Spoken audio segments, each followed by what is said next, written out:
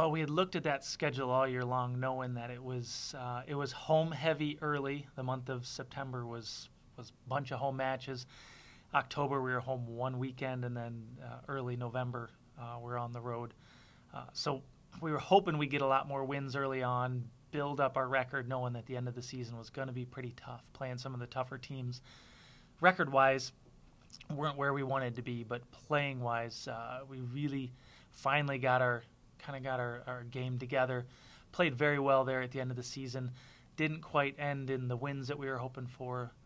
The ones that up on the road against Tech and Northern, and then even at home against Ferris and Grand Valley. Played very well. Finally fighting, battling the way we'd hoped the young kids could.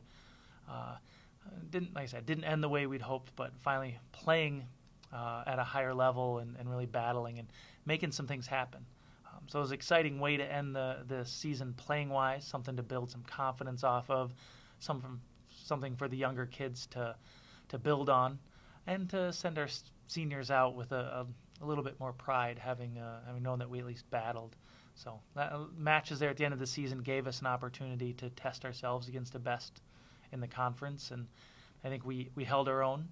Would have liked to won a couple of those, but I think the battle was enough for us. Talk about some of the things that those younger girls can take over into the spring season as well as next year's regular season schedule. Well, we're hoping that the battle, like I said, the battle was enough. That seeing that we can play with these top teams in the conference, we can take games and go 5 with number 2 in the conference, number 3 in the conference, number 5 in the conference. But by not winning, that means we better stay hungry. We're not right there knocking on the door, but we're pretty close.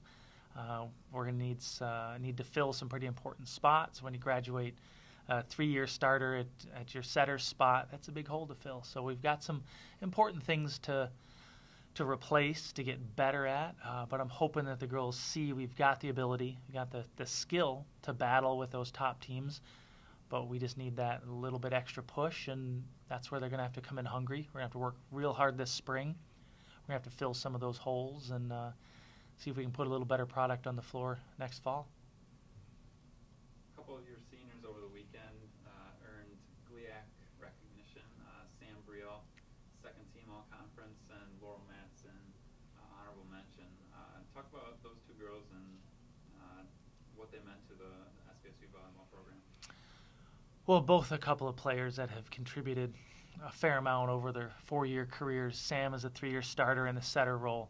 And I think the conference maybe recognized a bit more for her career and for probably her struggle this year as being one of the top setters in the conference in my mind, but having to battle day in and day out just to try to earn this team some kills this year.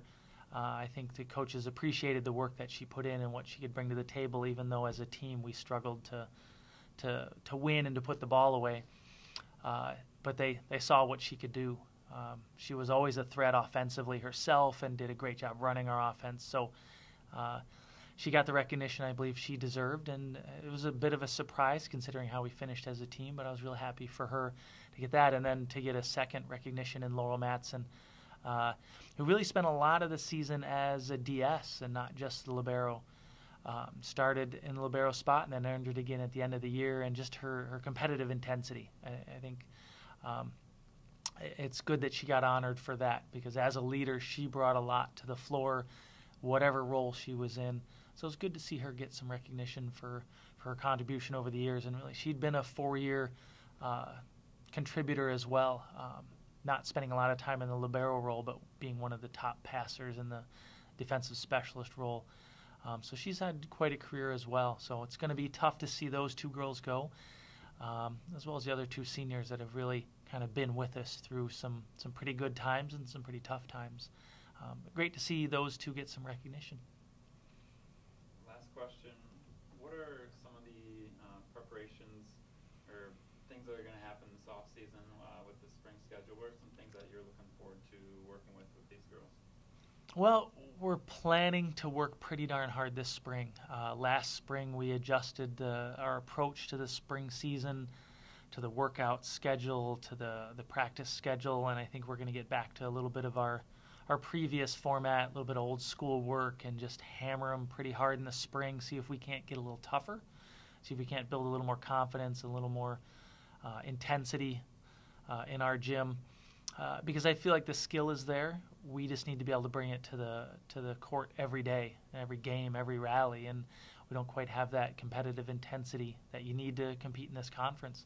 So we're hoping to adjust things and come at our spring season a little bit differently, a little bit more like we used to when we were a building program, and see if we can't bring that to the floor a little bit more often. Coach Stanton, thanks for stopping by. Congratulations on another year, and we'll either see you in the spring or see you next fall. Thanks, Chris.